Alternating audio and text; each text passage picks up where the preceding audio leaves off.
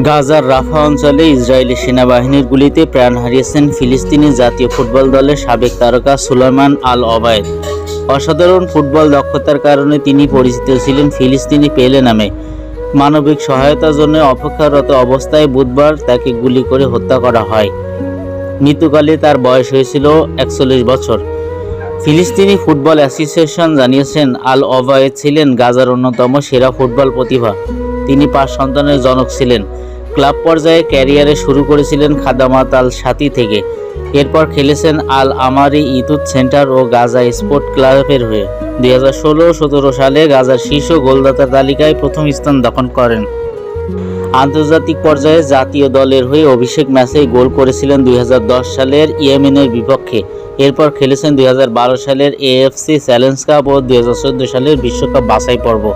চলমান যুদ্ধ থেকে শুরু করে এখন পর্যন্ত 321 জন খেলোয়াড়